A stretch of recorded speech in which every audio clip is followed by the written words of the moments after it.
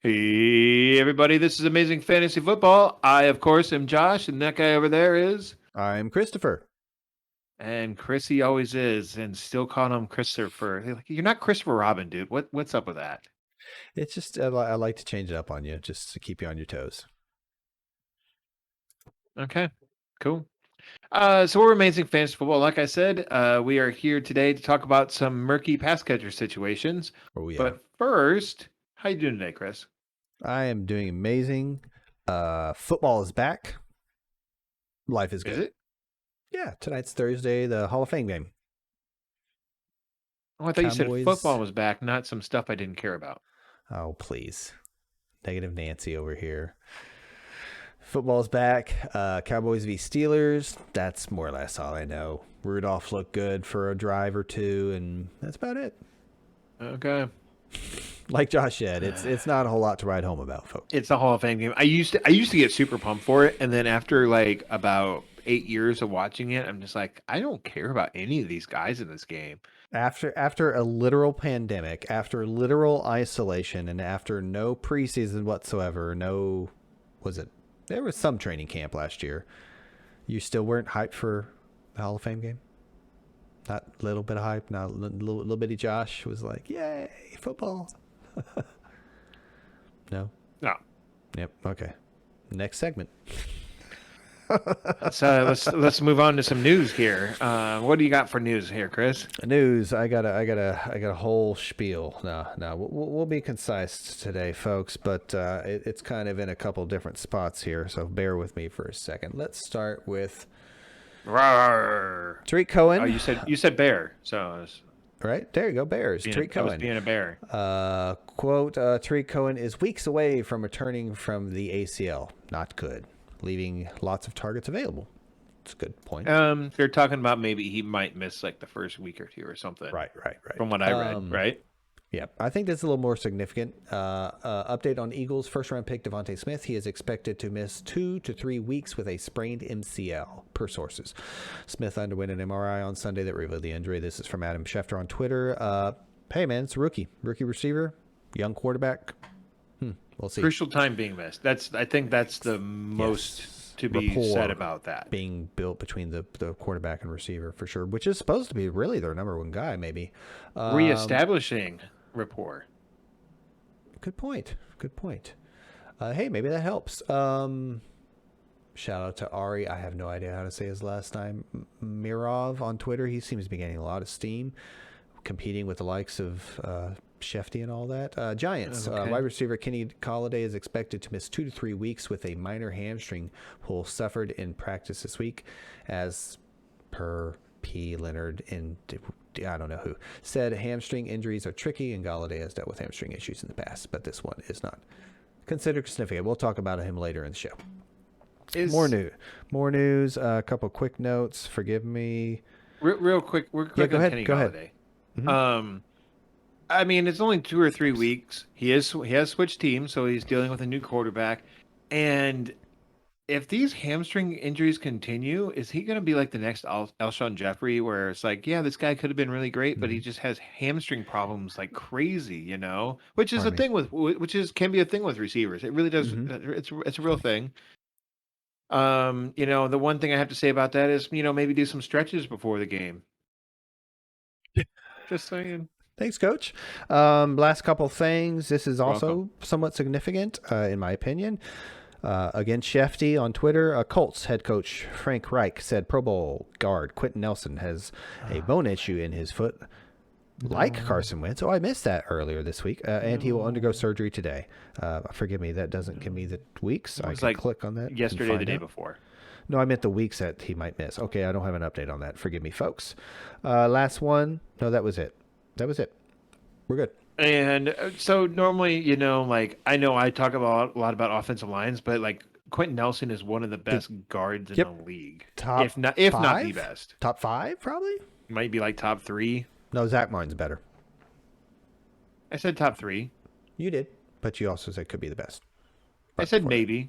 Anyway, so guards, they're pretty important. And when you're talking about the left side of For the sure. Colts For sure. offensive line, where it's the left tackle is in question at the moment of whether Eric Fisher is going to be ready for the regular season. It sounds like he's maybe not going to be. Hmm. And you're getting I'm sorry. Which a position is that par for to Fisher? a par Left to tackle, right subpar tackle? left tackle in Right. there, and now you're For sure. throwing in the injury where Quentin Nelson could miss a few weeks as well. It could be some real problems on the left side of Hey that man. line, Hey man. Well, and I mean, mhm. and that really like with Wentz missing, like at least a couple of weeks probably is from what everyone's thinking or everything that is being said about him. So now you're thinking, well, what about Jonathan Taylor? I mean, so okay, so I did that video on Nick Chubb, and I watched all of Nick Chubb's video game film from last year and everything, and they were having some problems running to the left side of that line because Wills Mhm. is was a rookie last year, and he did okay as And PFF you also ranking expect wise, improvement but like from a rookie season. every one of Chubb's best runs were to the right side, so Taylor can thrive, I guess, with a bad left side, but I don't know if there's going to be some missed time by both of those, by both the tackle and the guard on the left side of that line. Mhm. It could be some problems for potentially an inexperienced quarterback and now a running back too. So Amen. I would say two statements. Number one, me and Josh are looking forward, mostly during the regular season, during matchup time, giving you some insight on offensive lines. We'd like a little more evidence to behold for the 2021 season, because that is a hard thing to carry over from the 2020 season or from season to season. And secondly, is that when you're splitting hairs at the top of the draft between like a top 12, top 24, whatever it may be, between a Jonathan Taylor and a this or a that, yeah, it means something. I mean, what are the Colts pieces are we looking at receiver wise? Maybe, none of them. yeah. Pittman's doesn't cost a lot, so I Yeah, digress. but Let's. with Wentz out, I mean, Yeah, exactly. That's what I'm saying. It can trickle none of down. them. But it's not like Wentz. It's not like there wasn't already a baked-in discount with Wentz being a healthy Wentz. You're like, it was still a question mark. Is all I'm saying. Okay. So, like I said, we're here to talk about some murky pass catcher situations. I am covering the team with some tight end problems, the two teams, let's put it that way. Mm. Why don't we start off with your favorite team in the world, Chris? Not the Dallas Cowboys, but the Philadelphia Eagles. They Ew. have a bit of a wide receiver problem in the sense that we just talked about Mm-hmm. Devonta Smith Mm-hmm. here. Missing some And time. so like a Mm-hmm. lot of that kind of gets bounced out the window a little bit, just a little bit. Um he's also got walking into, Jalen Reagor, who was their one of their Relatively top picks high. in the Second round or what? first round? Yeah, I Second think it was round. a second Second, I round. think. Yeah. But he's coming into his sophomore season, and to a lesser extent, we have Travis Fulgham, who at times like had some good For game sure. or some pretty fantasy. Let's put it this way: some pretty fantasy relevant games last season. He kind of went by the wayside when Rager came back, and Deshaun Jackson too. Yeah, Yep. He was there um, last year. Mm-hmm. yeah. But Rager was more or less he was pretty useless in fantasy last year. He never had more than 55 yards or five receptions in a single game. Not and or.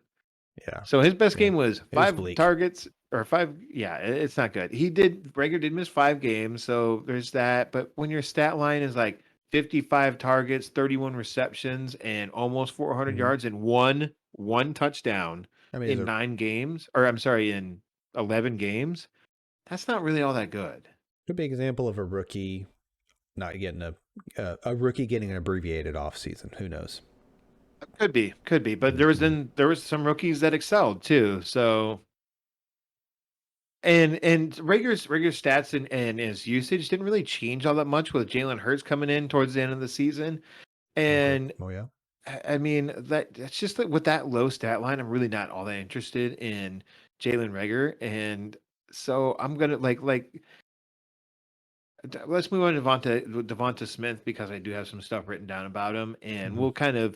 we'll call this injury something to keep an eye on, but nothing. Let's assume that it's nothing to really affect his ADP right now. let's do it Not like right now. Yeah, let's a move forward like little that. early, but yeah. Yeah, a little early, a little early. Visit So back at my the end only of August. apparently the only knock on Devonta Smith coming out of the draft was his size. He's not big. He's 6 foot. What is he like? A buck 70. One of the skinnier players I've ever That is a seen. really thin wide receiver, and yet he still went in the first round. I do not understand. I know he was great in college. I know you have something to say. Just hold on. You're I fine. just like I don't why I don't know.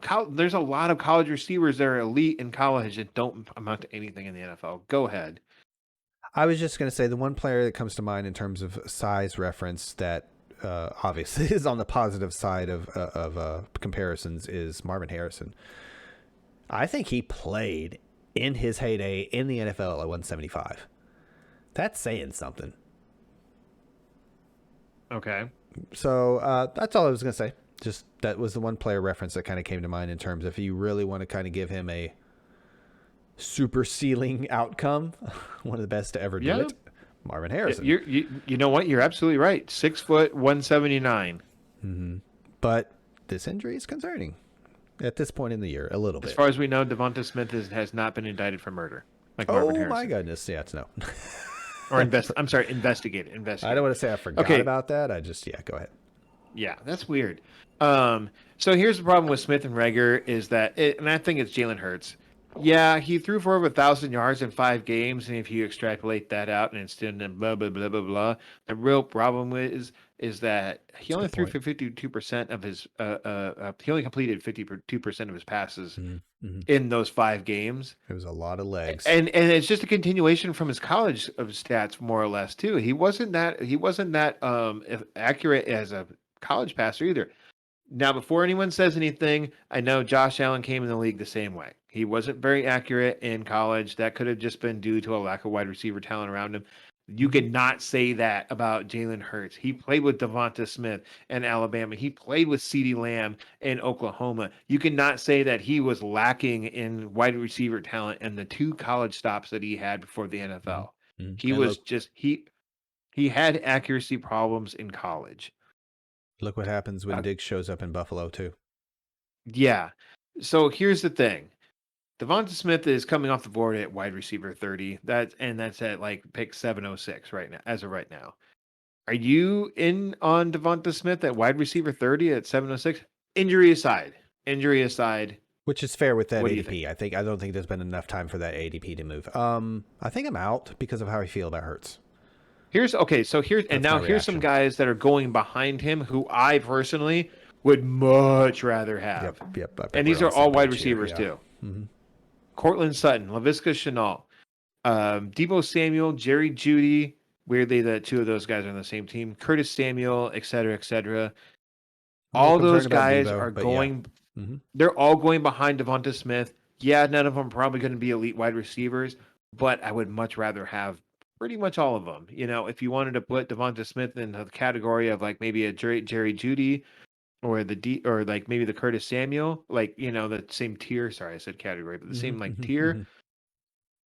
I guess, it's not, I'm not on board with that, but if you personally wanted to, you as in the listener, Of viewer, course. whatever, Whomever. cool. That's fine. That's your own personal preference, but I'm not down with this. And Jalen Reagor is more or less free, so don't draft him. You can just wait. You can just wait and see what he does in week 1, and then probably not much. And then you can, throw a few fab dollars out there, Yeah. spend a second or third tier waiver priority on him and pick him up if you really want Jalen Reagor on your team that much. Mm-hmm. Let's move on to the tight end situation in Philly, which is probably the more The more interesting prudent discussion. situation. For sure. Here's the thing that I wanted to start off with. And because Jalen Hurts is their quarterback now, he threw for 80 touchdowns in college. He only 15 of those 80 went to tight ends.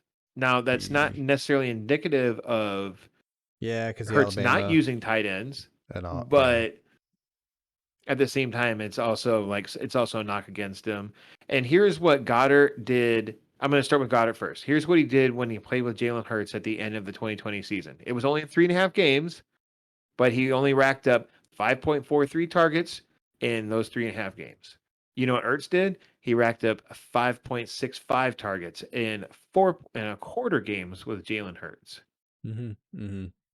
That's And not a both lot gu- of targets, man. and both guys are back. That's the kind of frustrating Yep. thing, regardless of how And you here's feel the about thing the about QB. Jalen Hurts too, is that Hmm. supposedly he was really hampered by that Philadelphia like wide receiving, the pass Oh, catchers in general. The only new one in town is Devonta Smith. and if That's he's not it. ready to, what if he's not ready to go Yeah, from then a it's just the same physical or thing all mental over aspect? again. Yeah, yeah. I hope And he's okay, okay. I hope so he's okay. Dallas Goddard he's actually going at a respectable tight end 9 off the board. Thank you, everyone putting what's this oh man. Ertz The t- or no, Goddard. no, the guy Or in Atlanta, the rookie. Pitts. Yeah, thank you everyone for putting Pitts for absolutely no reason at tight end 4. Don't say anything. Um, but yeah, Goddard's going in a respectable tight end 9. That's the very end of the 7th round for ADP. That's not bad. I can kind of get down with that actually. Um, Ertz is going to tight end 20. That's seems a little low. I mean, if Ertz is not traded, and at this point, I don't think they're going to trade him. It's way too late in the off season. I mean, we're past off season. We're in preseason now. I doubt they're trading Ertz at this point. What do I you would think tend to of? agree. I would tend to agree with you on that trade comment. I think they're going to wait till regular season, and I think any team that really wants to tight end that much, they're going to wait and see what they're going to do with Ertz. And if anything, this is kind of a tiresome argument, but Hmm. wouldn't the Eagles want to maybe potentially? I'm throwing this like it's kind of more or less a rhetorical question out there, but wouldn't Sure. the Eagles want to focus Ertz to try and increase his trade value? Like, I think that comes down to the win loss column yeah, maybe. and how they feel about Hurts in 5 6 weeks. I don't know when their bye Um, week is, and it's a long season, but I don't believe in their. Go ahead. Did you have something to say? well, here's the thing: would you rather have Mike Gesicki at the 807 or Goddard at the very end of the 7th? Gasecki. Me too. Yeah, I love Goddard. I I really mean, do. I was gonna say I have a bit of a negative opinion on Ertz from a kind of a real football perspective. Yes, he's a receiving tight end. I get it. Yes, I'm high on Pitts, etc. I don't mean to make a comparison there, but like I've always liked Goddard better as a more complete tight end. That has always been my favorite tight ends in the league. I'm a Witten fan, like he does both well, and I think you stay on the field more, and I think you help your team more, in real NFL. But that's kind of my stance on Goddard and Ertz is it's just a lot of cannibalization. A lot of which guy do you pick? There's better guys out there like a Gasecki in that area. let's wrap this up real quick here. Mm-hmm. So, like, just to kind of cap it all off, like, I'm kind of staying away from all these guys. Yeah, I Like think I so. might, and the guy I'm really rooting for is Travis Fulgham, just from he was a From a complete sleeper underdog going perspective kind of thing. into his situation last season, and everything. And then Mm-hmm. it's not really more or less a fantasy wise, but more of a real life story sort of thing because he was just kind of a nobody going into last year, or even like halfway through last year, he was a nobody. But I mean, with this fight between Goddard and Ertz and everything, until we hear more out of training Like a camp and trade or practices and something. everything, That'd be great for I fantasy. like. And who's to say that? Like, honestly, the Eagles are going to be best off using a 12 personnel set. They really are, Oh, for and sure. so I mean, that's if they gonna, can pull a New England from a decade and a half ago or whatever it is now, yeah. but we don't think that's going to Yep. happen. All right.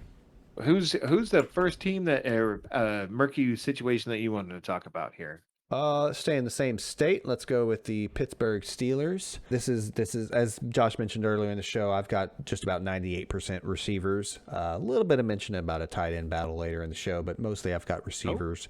Murky waters for my situations here. This is the Steelers. So we've got Deontay with an ADP of 507. I didn't put their positional one on this first one. My apologies. keep going. I'll look it up. ADP for Deontay is 507. Juju is 802. Claypool is 701. I did that out of order to keep you on your toes, folks.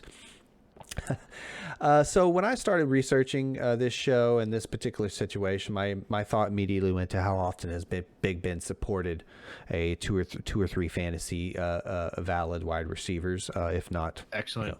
excellent. Excellent. Excellent stance to take on that. Yeah, for sure. And I just went back from this point backwards. 2020 backwards. I didn't want to go into the annals of time. So 2020, Deontay, wide receiver 21, Juju, wide receiver 27, Claypool, wide receiver 29. As we all have heard, beaten to death this offseason.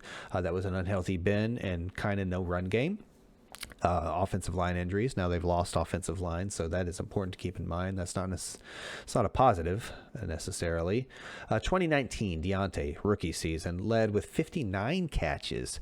Jalen Samuels had 47. So I just kind of stopped there and threw this year out because Throw 2019 throw out. That was 2019 not out Big because Ben. Big Ben. Yeah, it was Duck and Mason Rudolph, Ducky Rogers. I don't remember what his name is. Anyway, no Rudy offense, and buddy. Duck Hodges. Duck Hodges, thank you.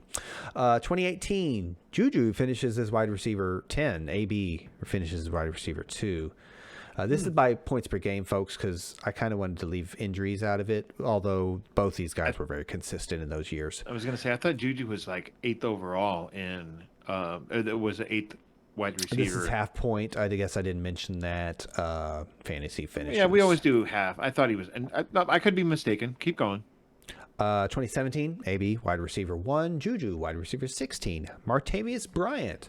I just put that in there to mention this name because that's like a blast from the past. Wide receiver 58. Oh, But they do throw a ton. So I'm kind of in the school of thought here where I believe Najee Harris is going to be a big player in this offense. I think the team wants to run more. I don't think they want to be, I have it right here. I think they were second in passing attempts last year behind an awful Jaguars team. You got to remember how many wins Pittsburgh pieced together last year. They fell apart at the end of the year. They don't need to run this much. They don't need an unhealthy 18-year veteran quarterback. They 65.48% of pass plays last year. Again, that was like first or second. League leading 656 pass attempts. They will run a ton of 3 wide receiver sets, though. I think they will run out of a lot of 3 wide receiver sets, but I think it still puts that third guy into play. But with the decreasing volume that I'm kind of forecasting here in the passing game, and yes, maybe an increased efficiency with a better run game, because that can get more points. I'm still going to err on the side of the offense can only support 2 top 24 guys, and the third guy can be maybe a wide receiver 3, and the tight end is probably more or less fantasy irrelevant, or at the very least too hard to predict week to week. Given ADP, it's hard to not see the value in Juju right now. I also believe Deontay takes a step and leads a potent offense in reception, curbs his drops. Based on value, give me Juju, and based on targets / volume, give me Deontay in this murky situation, and give me Claypool as a wide receiver 3. Claypool, I think, still slots into wide receiver 3 territory, but I have to go with the fact that Juju has had other suitors in the offseason. He's still very young.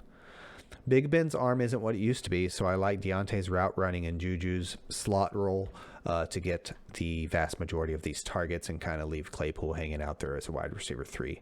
So I think as my rankings stand now, I might need to move Juju.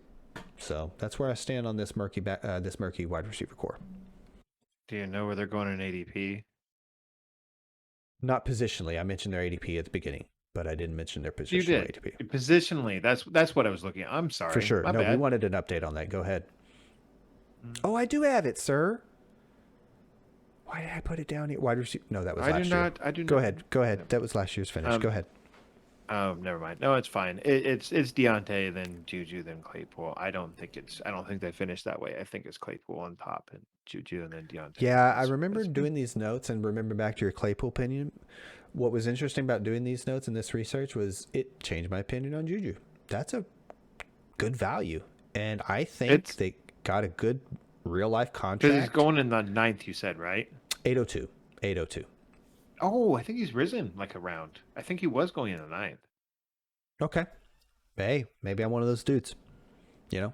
All right. I mean, I've changed my opinion a bit on Juju for sure after doing this research. So moving along, I got the New England pass catchers. I mean, this.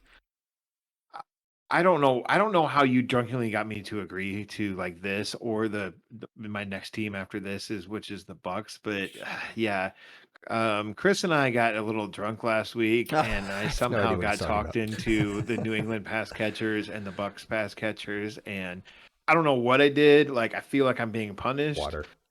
He's definitely putting Josh in the corner here. But so this past off season, I think that they are looking to run from the 12 personnel set. And if you're not familiar with the phrase, and correct me if I'm wrong, that's like a 2 wide receiver, 2 tight end, 5 offensive line, a quarterback, and a running back, right? It's basically 1 back, 2 tight ends. Do the rest. Do the math for the receivers. 11 Exactly. personnel is 1 back, one Yep. tight end, 3 receivers. And are we and I'm asking you like, and this is a rhetorical question again, but are we into a Gronk Aaron Hernandez situation from like 9 years ago? Do Like do it we looks think like they're trying Belichick to is like force seen that. Belichick's seen out and he's like, I'm gonna relive the glory days. He starts calling Johnny Smith Aaron Hernandez. He's like, Aaron, get over here. But He's like, coach, I'm Janu. yeah. And I just want to like, Hey and man, Belichick is a I'm not gonna personnel bring that up. genius. Like I think they're horrible drafters, but he works with what he's got, man. Go ahead. I'm sorry. I guess. The Patriots spent spent big money this Mm-hmm. offseason on Mm-hmm. all these pass catchers I'm about to talk about, and that would be Mm-hmm. Jonnu Smith and Hunter Henry first and foremost. Jonnu coming over from the Titans, Hunter Henry coming over from the Chargers, if everyone forgot. Neither one of these players have ever played a full 16 game season. Let's No, start with that. that's not good. Hunter Henry is at his best catching the ball over the middle, which is good for like a Belichick, and which also happens to coincide with Cam Newton, who weirdly throws the ball best over the middle. Now, that doesn't necessarily mean that Hunter Henry is the guy to target, but and Jonnu is definitely the more athletic tight end than Hunter Henry. Hunter Henry is more of a like an when NFL standard wise, he's more of an okay to like an average to slightly above average, athlete. Whereas Jonnu Smith is like athlete, Oh, you for sure, know. for sure. Size, speed, specimen, man. Um, He's a beast. Yeah. and maybe Jonnu was just in the wrong system in Tennessee, and Jonnu definitely comes with a big caveat of having Marcus Mariota as his quarterback For for I'm sorry majority. the first 2.5 years of Yeah, his yeah, yeah. career. Mm-hmm. And but I mean, like it didn't really get like it improved once Tannehill came in. He went from 30 targets to 44 and 65. Like once again, never played a full 16 game season either. His best year with Marcus Mariota went from 258 to like 400 and change. Mm-hmm. Like it Mm-hmm. wasn't a big jump from Jonnu to Tannehill, which Tannehill did use some tight ends in Miami, and that is beside Gesicki too. For a year Hunter or so, yeah. Henry, Mm-hmm. on the other hand, he does have some better stats. Like the last couple of years, he's racked up a little over 600 yards and over like four or five touchdowns. More or less So inherited that Antonio Gates role, didn't he? If memory who's that? serves. Hunter Henry. Yeah, but to a much Not lesser extent. obviously, yeah, yeah. So right now, according to ADP, Jonnu Smith, he is tight end 12 coming off the board at 10:04. Not bad. Hunter Henry's tight end 14 at the 12:04. So they're going exactly 2 rounds apart. Which one do you rather have? Just a quick take. What would you rather have, Hunter Henry, Jonnu Smith? You can Cheap, say neither. the cheaper one, the one Yeah, that exactly. falls. It's just Exactly. I New mean, England's just and scary the honestly, last like, couple years, man. here's my take on the whole situation. Mm-hmm. Jonnu's the guy with upside. He's the For guy that sure. he could end up being the tight end like 5 on the season and with consistency too, as long as he stays healthy. But I mean, like I don't know. I like and Hunter Henry, I feel like is probably the safer guy. You know what I'm Mm-hmm. saying? Like he's has the better career stat wise than Jonnu. They played roughly the same amount in the league, the same amount of time and everything. Mm-hmm. It's just I'm gonna go like if you put a gun to my head right now and said choose, it's easily Hunter Henry, and for exactly the reason you said, he's Yep. cheaper Yep. and he has a better historical like stat line. Mm-hmm. So I'm gonna roll with Hunter Henry. Mm-hmm. And until there's any sort of update of like which one's the more preferred or whatever, and honestly who's the actually gonna be the starting quarterback, it sounds like Cam, but You Yeah, we know, got to and ride with that right now. we didn't We got include to this go with that. quarterback situation because it really sounds like it's Cam right now. So Yeah, and plus just again, looking at the offensive weapons, we're a fantasy show. I mean, what do we really expect here? I think we got a pot. you know what I expect out of these wide receivers? I expect them to be stinky. I mean, Yeah, that's what I was gonna say. dude, You know what I expect out of these offensive weapons to not be on my fantasy roster. That's what I yeah. expect. So I mean, I'm willing to So miss. like so the Patriots spent up for Kendrick Bourne and Nelson Aguilar. I don't have no idea why. Like why would you not just take a lot of that money? You could have gotten Nelson Aguilar cheaper than what Yeah. you spent on him. You could have Mm-hmm. not picked up Mm-hmm. Mm-hmm. Kendrick Bourne, and then you could have maybe made a genuine stab at Kenny Galladay. I, But I would say the only two names that I might be interested in most of the leagues that we're broadcasting to would be Cam Newton for the literal Konami code quarterback in the what 14th round. What's his ADP? doesn't Undrafted. matter. That's what I'm saying. Is you could take two quarterbacks, take one running quarterback in Cam Newton, and hope for fantasy I gold guess. in the running quarterback. Number two, Jacoby Myers. I feel like has some PPR value there. Like he seems to be getting a little bit of buzz. Although I heard a positive N'Keal Harry report today, but that's neither here nor there. Oh my God, I'm yawn. staying away. I'm staying away. Who we Okay, got so I'm next? gonna go with I'm just gonna start off with I'm going with none of these guys. Yeah, yeah, Like yeah. as far as the wide receivers, but like just to reiterate my point here, I didn't realize that Kendrick Bourne this is going to be his fifth NFL season. Fifth. Mm-hmm, mm-hmm. Do He's you been a know what solid his vet. average? You know what his average stat line has been in his Oh, career? 442 yards, 40 targets or so. 2.75 touchdowns per year. And this is coming with a scattershot Cam Newton and Mm-hmm. or a rookie Mac A rookie, Jones. a Like rookie. I'm Yeah. sorry, I Mm-hmm. said Matt. I meant Mac. Mm-hmm. So Mac. completely staying away from Kendrick Bourne. Here's a fun fact about Nelson Aguilar. Did you know that he was born in Nigeria? I didn't know that. When you say it, it sounds familiar, but I can't claim like I knew Didn't that. know that. No, I don't Well, think so. I didn't know that until a couple of days ago. Hmm. He ended 2020 as like the Raiders' best receiver for whatever reason. He didn't score 8 touchdowns. Um, Worked that the only short game with time he's ever Carr. done that Yeah. was in 2017, and yeah, that's 4 years ago. And because of COVID, it seems like a lifetime ago. But he fell 4 yards short of hitting 900 yards with the Raiders last season. That's really not that bad, but No. he did that almost nine. We'll just call it 900 yards on only 48 receptions. Yeah. Suddenly Didn't he was the a deep threat. didn't the Raiders draft Henry Ruggs to be the deep threat? Like Yeah. what? Yeah. They like I don't get it. I, But Aguilar's like career has been more or less 682 yards per year and a little over 5 touchdowns per year. That's really not that great. He is coming off as wide receiver 61 off the board in the 14th round. So I it's mean, I pretty guess cheap. if you want to really take a stab at someone, you know, there's Nelson You're Aguilar. looking at your But fantasy here's some bench. guys going around him though. Here's some guys Uh-huh. that are getting Uh-huh. drafted around him. Tight end, Tennessee Titans tight end Anthony Ferkser. I love him as a real like completely punted tight end. I'm Yep. gonna go with Ferkser sort of guy. Rookie Rashad Bateman for the Ravens. Oh. Amon St. Brown is still going in like the 14th Yeah, round. surely those guys are gonna rise. Jacksonville Okay. Jaguars wide receiver Marvin Jones, Rondale Moore, the guy you loved going into the draft, Yeah, Rondale yeah. Moore. Give me all those guys. These Give are me all all those guys guys. that are going right around Nelson Aguilar right now, who I kind of would maybe not Rashad Bateman, but like those other guys, I would much rather have than You know Nelson Hollywood's isn't Aguilar. Hollywood out for a whole minute or something? Yeah, something like that. But Yeah, it forgive was me if just I didn't include that in the it's news. hard to say. That's It why we was a didn't blip. report on the It news. was a It blip, was kind of folks. vague, so we It was didn't a report blip. anything on it.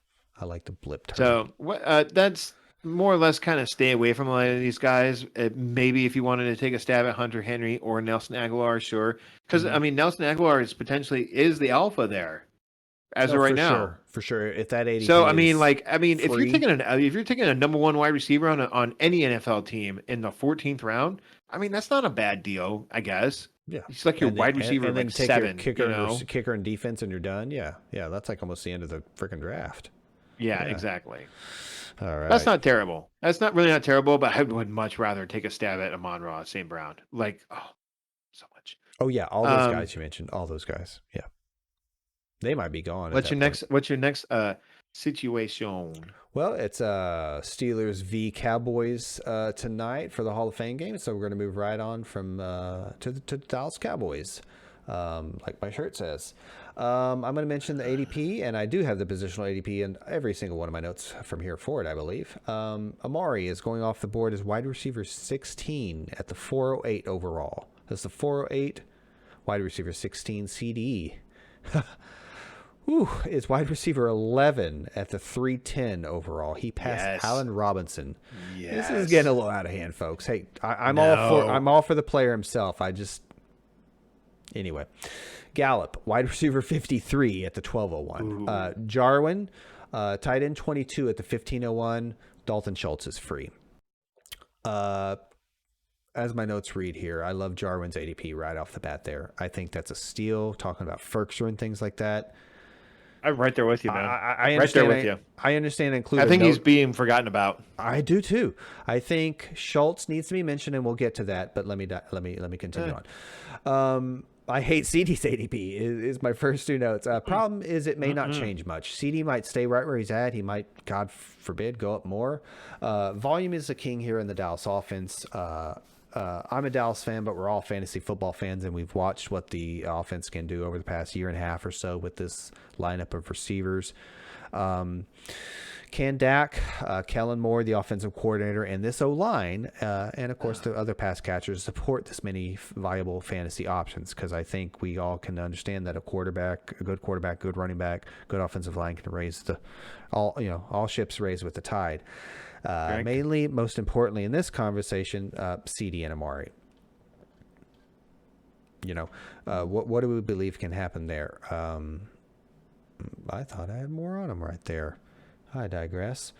So as far as I'm concerned, you have to mention Amari's injury, but all reports are it's all precautionary. He's going to be fine. I think we get a little scared when we hear Amari and injury. I get it. I felt the same a week ago. He's lost some weight. That seems to be a theme with the Dallas, especially defense. But it's encouraging to see a guy like Amari, who's actually been rocked up his whole career. He made a reference today in terms of Julio Jones, because they played together at Alabama, and how he saw the advantages of having a bigger frame. So I'm encouraged with that. I'm not encouraged by this CD ADP raising this high, because I was starting to come around for maybe him being the guy, but I have to backtrack a little bit and remember that this is all camp hype. I do believe in the player, and we're not talking dynasty today. That is a completely different situation. So given their ADP, I have to take the cheaper guy in this situation, and I almost believe, given this absence, I get it. Yeah, I feel bad saying it. I really do. Don't get me wrong, folks. As a Dallas fan, I really want CD to. I do think he will be the guy eventually, but Amari and Dak have a rapport. If this wide receiver 16 408 overall lowers more on Amari, now I'm getting even more of a bargain, because I still think this is a la the Rams a couple years ago. This is a la give me a couple other wide receiver situations. Ridley and Julio 2 years ago or whatever it was. This is that kind of offensive situation. Can I interrupt you real quick? Folks. No, I'm more or less done. You're good. Okay. I mean, you said Michael Gallup was at like wide receiver 50 something. Yeah. Are we just completely? I think we're making a giant mistake by completely writing him off. That's a good point to mention. In terms of value, I think we have a similar, not quite the same situation as the team I'm about to talk about with the Bucks, but where there's a lot of mouths to feed, and there's going to be an odd man out, and I think there's going to be some weeks that where Michael Gallup's going to get where he's going to be fed, and it's just going to be a matter of like, he was open, so I just threw him the ball and he did fine.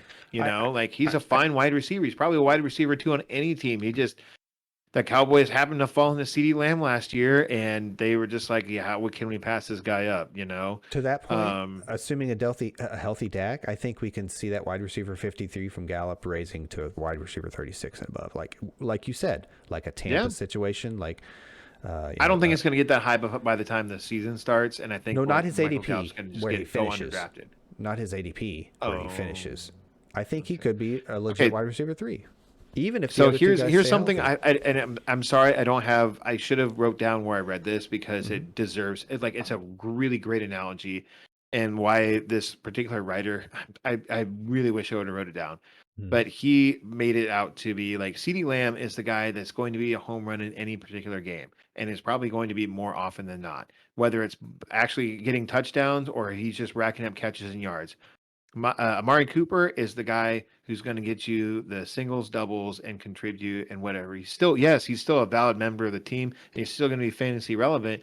But what do you want? Do you want the boring guy who's going to get the home run every once in a while, or are you going to get the guy that's going to get a home run every like third, second, 2 or 3 games? You Hmm. know, like, and that's CD Lamb, and that's why I'm like, yeah, I'm like, this guy knows what I'm talking about. He totally put my thoughts into words. Like, CD Lamb is the better receiver. I know you don't agree. We don't have to agree on it right now. I I never know said you like that. Amari Cooper better. I never Well, you've said said it in that. the past. You've said it in the past. Whoa. I think Amari is the better fantasy pick to have. Period. I Okay, don't think that's a better receiver.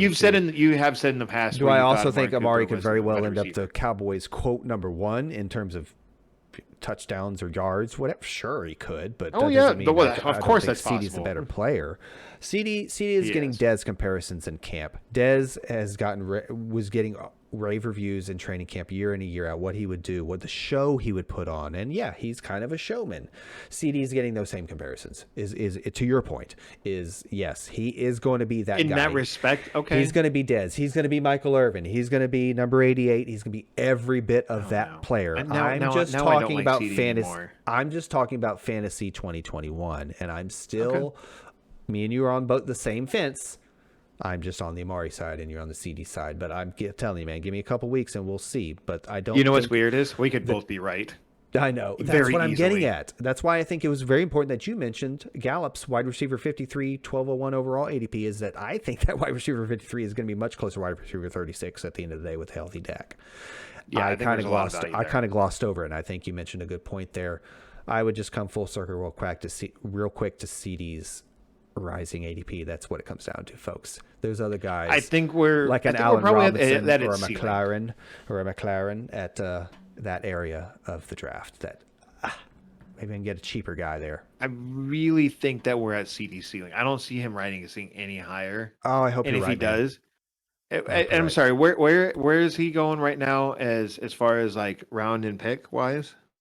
Is CD is wide receiver 11. He's going at the 310. I'm not going to make him my wide receiver one. That's my problem. I'm sorry, you wide receiver 1? Well, at the 310, if I go running back, he's going to be my first wide receiver drafted, and I'm On your not going to do roster. that. No, no, On your no, no, roster. no, no. Okay, we're on the same page there. We're on the same Yeah. page there. Yep. If I'm going wide Which receiver heavy and he's my that's wide that's receiver kind of 2, what sucks about, and I'm going to have to reevaluate that when we redo rankings. Is and it that comes back to his ADP. I don't want CeeDee Lamb as my And he's a wide Man, when receiver I 11. He is you know literally a what? wide receiver. He is literally a wide receiver 1 right now. Wide receiver one, yeah. Yeah. Over Allen Robinson, just behind McLaren, if memory serves. McLaren. Gosh darn it. I'll get it right Yeah, one of dude. these days. Believe it or not, I have Irish family and Scottish. Anyway, that's all I got on Dallas. Yeah. Hey, do you know what time it is right now? It's 3:30 in the morning. It's definitely an not. idiot. I hope not. You're- All right, let's move on to the Tampa Bay situation. Once again, I hate you and I hate the situation and I hate myself for allowing myself to get talked into it. Why did Antonio Brown have to resign with the Bucks? It would have just made it so much easier. I could have stood on the rooftops and shouted my love for Rod Christopher Godwin. Rob God. Yeah, exactly. I think that's why he goes by Chris now. Yeah, that was after 2019. He was Rod God after 2019. Not so much after 2020, but I'm sure we'll get into Yeah, that. anyway, well, he was injured last year. Okay, but I mean, like, I would love Chris Godwin if it was just Chris Godwin, Mike Evans, and then I could be like, well, I like Mike Evans. But now we have Antonio Brown again. And here's the thing. And we have, like I said, like I kind of alluded to earlier, is that we kind of have a similar situation as in Dallas, where I think Chris Godwin and Mike Evans have two completely different skill sets, and I don't know if they're quite on par with each other as far as talent. Mike Evans has a particular set of skills which they're being big and big. Hmm. You know, he's not Long the arms. fastest. He doesn't have the greatest hands. He's just a big guy that has a slightly better than average speed, you know, But NFL he's a red wise. zone target. He's a great red zone target. Exactly, Hmm. exactly. And so that's one of the reasons why I'm not really on board with Mike Evans is that he's kind of touchdown dependent. I'm getting a little ahead of myself here. I kind of want to I want to recap to the 2020 season a little bit first, Hmm. just to kind of give some context of what my thinking is going forward. Mike Evans, he's the only guy that played in all 16 games last year for the Bucks at the wide receiver position. The problem with that is that he definitely got banged up somewhere in the middle, and his production really went down. I think it was like a foot injury or something. I can't remember exactly what it was. He played through it, and he had the most yards per reception at 14.37 yards per reception. Godwin Bad. comes in second in that respect with at 12.92, so almost 13 yards per reception. Not that far behind. He did miss 4 games with a couple of different injuries. I think at one point he Hmm. broke his a couple of fingers or whatever, and then he had I think a concussion or a hamstring. I can't remember exactly what the other one was. It was Concussion sounds definitely a right. Concussion sounds yeah. right to me, but I don't But recall. if you take Godwin's stats, if he had played all 16 games, kind of extrapolate him out, he has roughly 1,200 yards, 10 and a half touchdowns, and right about at 100 receptions. What's That that is like? great. Wide receiver That is 18 or great. 16 or something like that? What's Feels that? about right. It feels like it'd be right around wide receiver 18 or 16 with that, maybe higher. 14?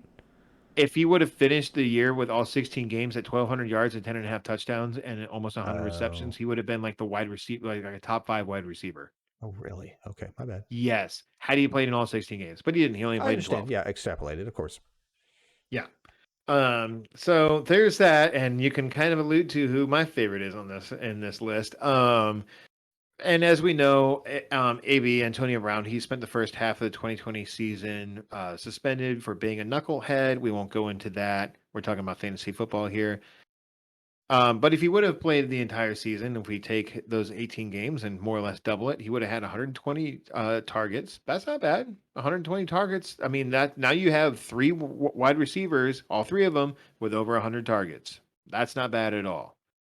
Granted, OJ Howard was injured for the majority of last year, but even then, you know, whatever. Hmm. So 120 targets for what my Antonio Brown would have had extrapolated out, 960 yards and 8 touchdowns. That's not too bad. You know what that would have ended up? You know what that would have gave him as far like if he would have actually got those numbers for the entire 2020 season, he would have ended up at about wide receiver 25.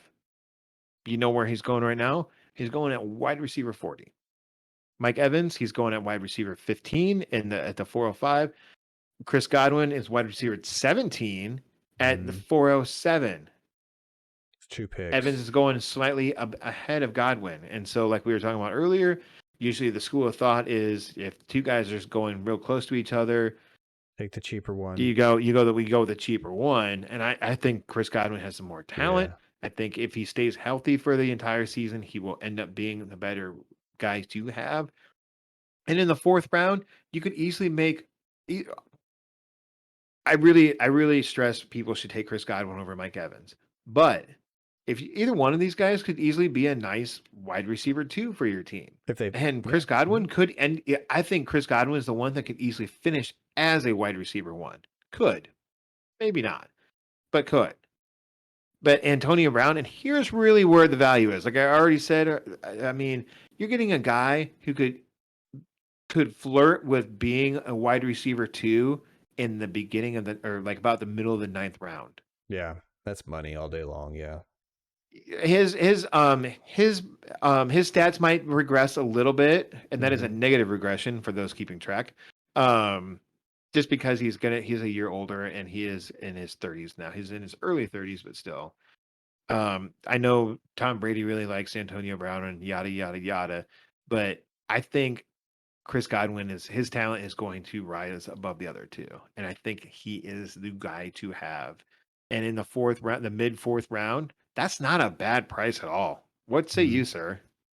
I'm a believer in his talent. I know I, that, but I I mean, just, as in I think, respect to the other two. I think Evans has been a great player. Don't get me wrong. I just, like you said, just as far as athletic talent, as far as route running, I just think he's not as talented as Chris Godwin. That doesn't mean fantasy wise that he's necessarily going to rise to the top, but given the ADP, given a healthy Godwin, given Tom Brady's favorite receiver is the open receiver, I like Godwin this year very much so. As my What wide, do you think about? in What do you think particular about? as my wide receiver too. What do you think about Antonio Brown? I Middle don't of like ninth. him. They're hurting the value of my guy, but I absolutely believe he's a top 36 wide receiver. Like I think Yeah, I mean, he could be your his wide receiver discount's for. ridiculous. He could be top 24, like you said. No, Well, I I said like he that value play. could be. I say he could be. Yeah, no, I agree. Yeah. He's a good guy to Dude, they have were on like your first team. If top 3 in the league last year in how much they threw. if They threw if a you ton. kind of punted on wide receiver for whatever reason in like the earlier rounds, and you're kind of doing like a, for lack of a really piecing together terrible your wide term, receiver 3 and your wide receiver 4. Yeah. yeah, you have a lot of wide receiver 2s and 3s on your team, and you're just constantly rotating them in and out. Just kind of playing matchups. Antonio Brown's going to be one of those things. All these guys are probably going to have their day where they're going to be fantasy relevant. Which one of them is probably going to have an odd man out sort of, game where it could be easily. It could be Evans and Godwin, or it could be Evans and Brown, or it could be Oh, for Brown and sure. And Godwin. not, One of to them's mention, probably going to be left out at some point. and during the regular season, subscribe, tune in, folks. We like to look more in depth at like offensive line and cornerback situations. So being in the slot, you'll see Browns matchup be exploited depending on the week. My last thing is that it's kind of a little bit of a hot mess at tight end in Tampa Bay too. You have a really aging Gronk. You have OJ Howard coming back from, I believe it was an ACL. No, it was an Achilles. I'm sorry, it was an Achilles injury. And so OJ Howard is Achilles, didn't work out so well for Jimmy Graham. I'm staying away from all these tight ends. Honestly, I don't really want an aging Gronk who was super touchdown dependent last season. Yeah, I he don't wanna finished play as that like a game, tight end yeah. 8, but yeah, I'm staying away. I'm staying away from all of them. So that's all I have to say. What's your next situation here? Next situation I've got, when I find where my document is, we are there. We've got the New York Giants. Receivers, I go into a little bit on Ingram here. Let me finish up here for the sake of time. Kenny G is going as wide receiver 21 at the 507 overall. Saquon is going as RB7 at the 107 overall. Makes sense. Darius Slayton is free. Shepard, free. Evan Ingram, tight end 17 at the 1309. Kadarius Toney, free basically. Remember, important thing to mention right off the bat here, folks, is we're relying on Jason Garrett. So just keep that in mind. Take that as you will. I consider it more or less a negative. Situation is getting more murky with Galladay's training camp hamstring, but it's minor. There's a historical to statistical drop-off of wide receivers joining new teams in their first year, but he's dealt with hammies before. I think the QB, O-line, and coming into a new team is all baked into his kind of low-end wide receiver 2 value there already. So, and even if he drops a little bit because of this hamstring news, I think he's kind of a get at that point. Ingram, I feel like me and Josh have been waiting on this guy's breakout for 7 years now. LOL. But seriously, injuries, subpar quarterback play. He's and quite frankly playing very badly at times. The O-line has been an issue. But we're trying to see through the murky waters here, through the murky situations. As a late round tight end dart throw, maybe he hits. Nothing more than that. He's the type of guy you probably want to take a second tight end with, but that's where I'm at with Ingram. Saquon Barkley is a little more important to discuss here. Remember, folks, you can be taken off the pup at any time before the regular season. I've seen these BS Twitter videos. I've also seen Twitter videos showing him looking just fine on the sideline. The coach said that he's basically keeping up speed with practice away from practice. Does that make sense? So this is positive there. ACLs aren't a huge deal anymore like they used to be. It's all about his health, though, here. And reports coming out of camp on his recovery have been positive. Ironically, though, he's averaging 10 games a year at this point, but he only played 2 last year, so that's important to mention. So, he's still at, top 7 picks, so there's nothing to do there as far as moving the needle. Darius Slay is probably not worth a draft pick, but will inevitably have blow-up games, and somebody will pick him up on Darius waivers. Slayton. Oh, did I say Slay? My apologies. Slayer? No, It's all Slayton. right. Darius Slayton. He's nothing more than a bye week fill in my opinion. I think Shepard might be the guy to look at here. I think if New York Giants and Daniel Jones and that O line can support a third or fourth fantasy option, Shepard is probably the guy to look at, especially in a PPR.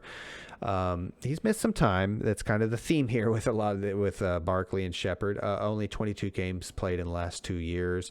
Missed quite a bit of time in his career, average 13 a year. But in 2020, he was wide receiver 35 in fantasy points per game, and that was with their quarterback rookie at the time. But Daniel Jones missed a handful of games too. So, I mean, that's borderline wide receiver 3 right there on what I would consider a bad year for the team.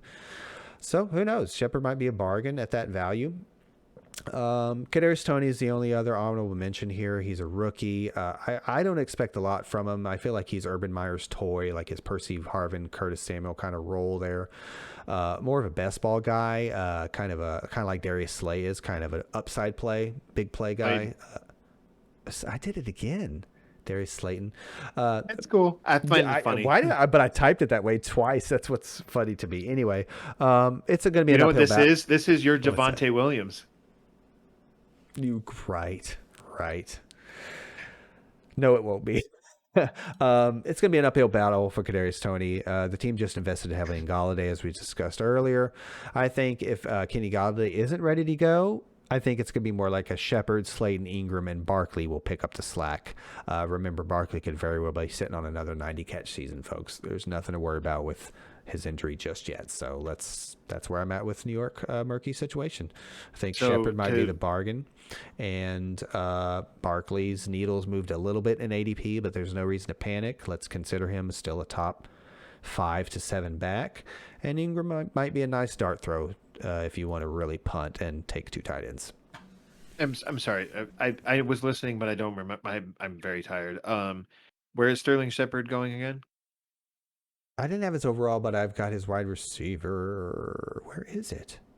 35. Wide receiver 35. I'm sorry. That's where he finished in 2020. Guy. Shepard is free in ADP. I said that earlier. Yeah, he's free. Like in the 200s or 150s or something. Like it's just like it's off the charts in most 14, 15, 16 round leagues. Wow. Okay. I saved my very last pick as a complete like shot in the dark. Sterling Shepard. That's a potential right there. Mm-hmm. Let's move on to my last situation, and it is more of a love fest than a murky water situation, but it does bear worth mentioning. Mm-hmm. And this is the LA Rams wide receiver pass catchers. It's really down to Robert Woods and Cooper Kupp.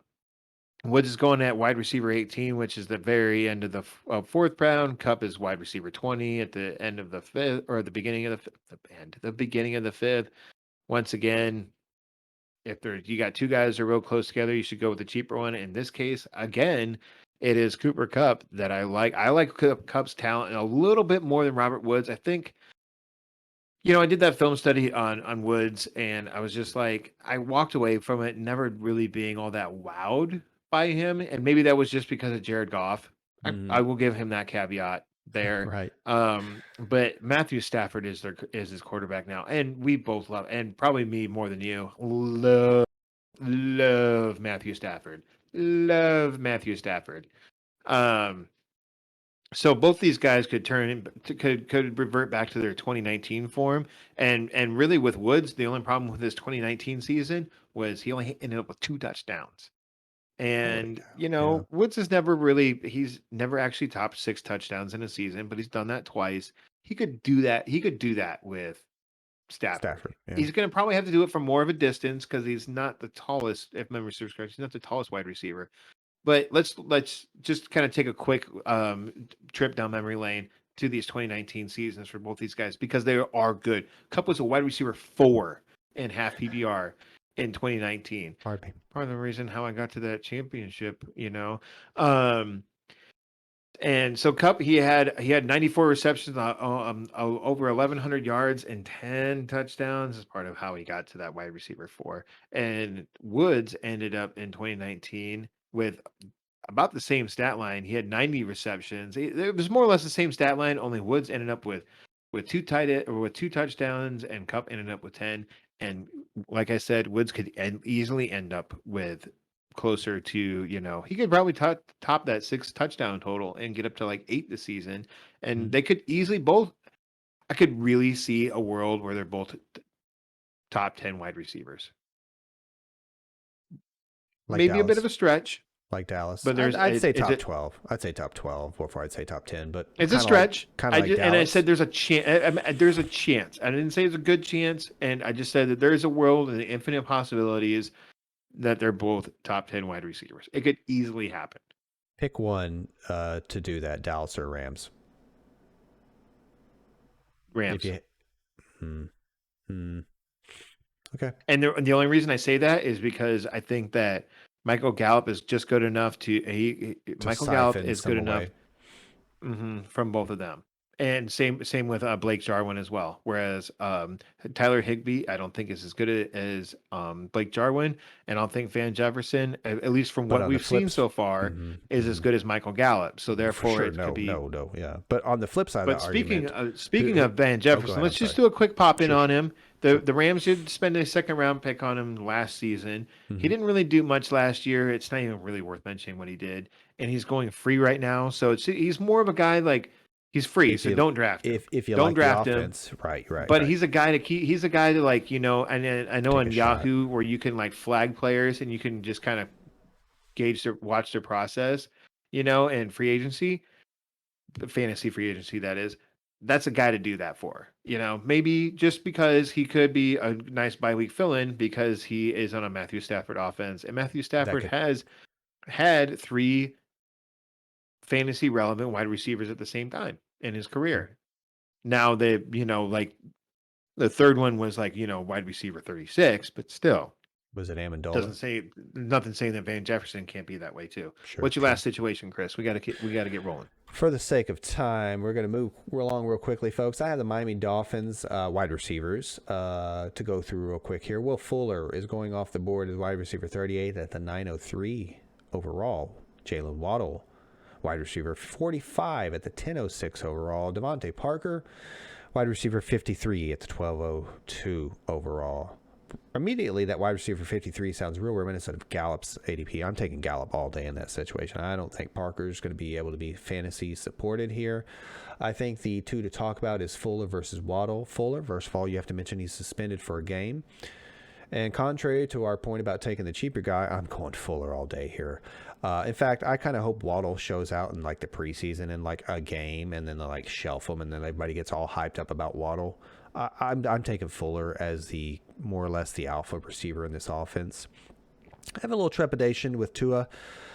I just feel like he needs to show us more. And I don't think Alabama quarterbacks have the best record as far as I'm concerned right now. But so that's where I'm at. I mean, Okay. Fuller.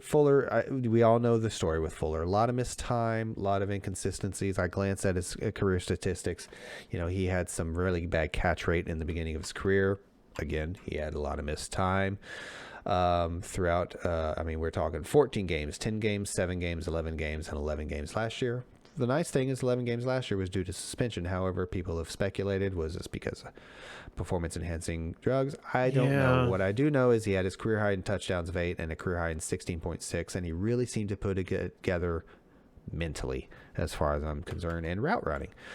So I have a high opinion of Fuller here. So I'm still going to take that what I believe is his baked-in discount with that 1 game suspension and some question marks at the 903. Preston Williams is an honorable mention. He's free. If I don't feel good about Devontae Parker, I sure don't feel good about Preston Williams. I think Gesicki is more the second or third option to have there. Yeah, that's all I've got. I would like to reiterate the fact that of what you said about Will Fuller is because I drafted him pretty cheap last year, Ditto. and I gotta say, and watched some highlights and just a touch of game film on him this past off season, and he did a lot more than what we'd ever seen Will He Fuller wasn't do just a without deep ball DeAndre guy. Hopkins there. He wasn't. I run fast straight. It was I run routes and I'm running routes pretty well. I'm Mm. doing a little bit of I'm kind of channeling my inner nuke and doing a little toe tap on the sidelines and everything. Like he really showed me what he has the potential of being. He's not Hmm. as big as DeAndre Hopkins, but No, he's no, not quite. faster. Hmm.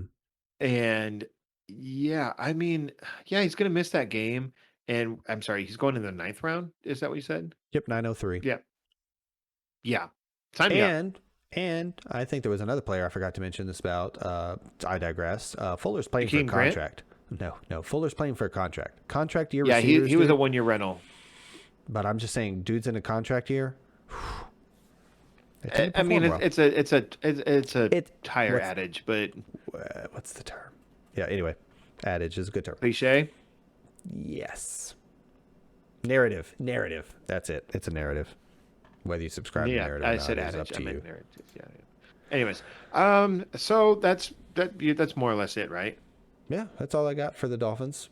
Like I said, Gasecki is the second or third option I'd rather have. Fuller is the one I'm going to take a chance on at 903 as opposed to the cheaper For guy at sure. 1006 for Waddle. Yeah. It's not always the cheaper guy is the guy to have. It's Yeah, sometimes it's the more expensive one. I got some quarterback questions, and Waddle's a rookie. Exactly. And just to kind of round out the Dolphins talk real quick, having watched all that Tua film, he Mhm. has the potential there. He really does, and some of Tua's problems was just offensive line too, and they didn't do a ton to really address that. They did a little bit in the draft I in the feel like off he's got a season. nice deep ball. Like it's almost the flick of a He wrist does, for and him. and at times I thought he had a slow release, but then other times he was just I think it's like quick. just real quick, like whoop whoop, only with his left hand because he's left-handed. I heard somebody make Um, a reference of he's the type of quarterback that wants to see the throw.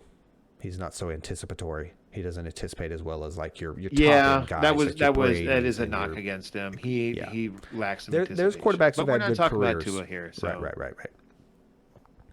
he does have potential of being good. And Tua can run the ball too, so I mean For whatever. fantasy, that's important to He's mention. Yeah. he's a real great second star scrub second quarterback in a super flex or like a real great third quarterback. You Yep. know. Oh yeah. Give him third quarterback. Give him me all day. Yeah. Anyways, all right. So we have been fantasy football once again. I am Josh. That guy over there is Chris. If you're checking us out in YouTube format, you can always check us out in podcast format. Pretty much wherever podcasts are available. You can even get them from the Dimitri Or mowing behind the your lawn. local Taco Bell. I mean, go to Dimitri and don't get the Taco Bell. You know, AFFB is better than Taco Bell. Um, Yep. any day of the week, really.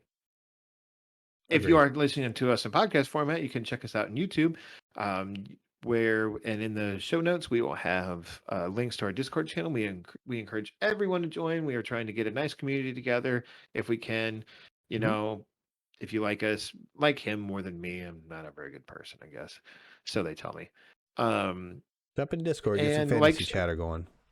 yeah, and share, subscribe, and leave us some comments too. Chris likes the comments. I do as well, but not nearly as much. I'm just antisocial. But until next time, have a good bye, everybody. Later, everybody.